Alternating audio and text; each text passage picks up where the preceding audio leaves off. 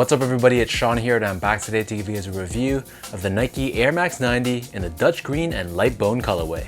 Today's video is sponsored by Rose Gold and Black.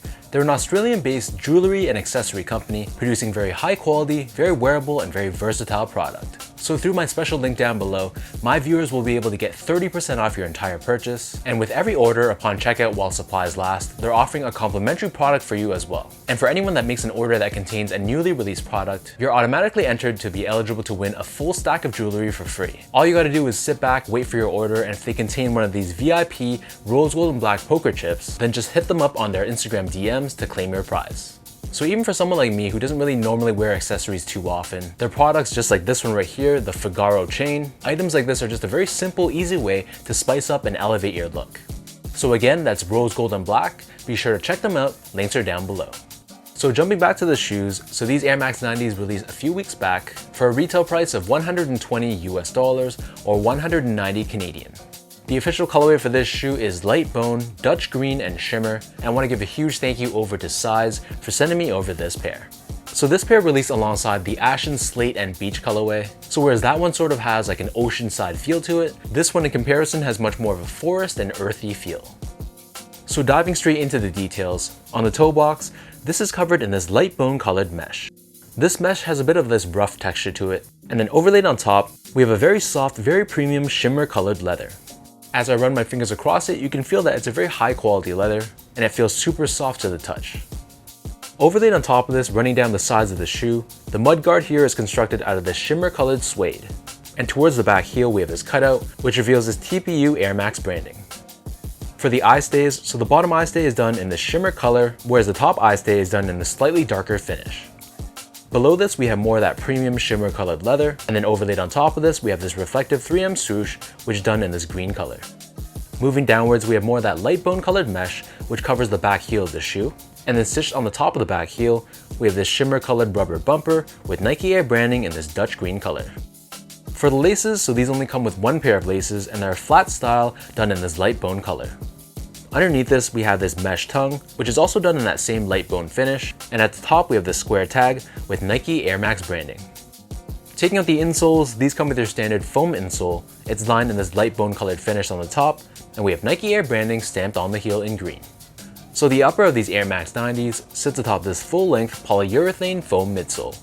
The midsole is painted predominantly in this light bone color, except for the heel wedge, which is painted in this Dutch green finish. And then underneath the heel, we have this cutout which reveals the air sole unit that's found within the midsole. Turning the shoe over to the bottom, here we have your outsole, which is done in a combination of this shimmer color and Dutch green. We have this waffle style traction pattern on the forefoot, along with Nike branding towards the medial edge.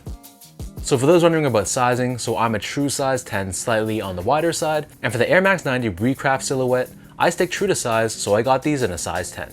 To me, these fit pretty much identical to all the other Air Max 90 Recrafts, so whatever size you normally are, I'd stick with that same size for this pair. And if you've never worn the Air Max 90 since Nike reintroduced the whole Recraft silhouette, then for most people I'd recommend sticking true to size, except if you have really wide feet, then I'd probably suggest going up a half size. Next up, in terms of comfort, so I've said this many times in my past Air Max 90 reviews, but since Nike recrafted them in December of 2019, the Air Max 90 has suddenly become one of the more comfortable casual use shoes that Nike offers. So the foam that they use is much softer and it has much more of a responsive feel. And this is a shoe that I can wear for many hours in a day. I can walk many steps in this pair without feeling any pain or discomfort. Finally, in terms of the overall quality and craftsmanship, so first off, I felt like the material quality was pretty decent. I really liked this leather that they used on the upper, and the suedes, while they weren't nearly as good, it wasn't bad either.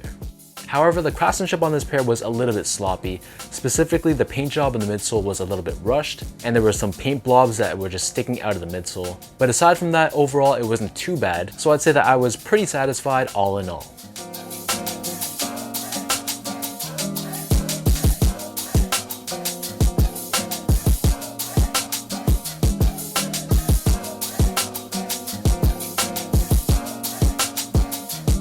With all that being said, now let's lace these up and I'll show you guys how these look on feet.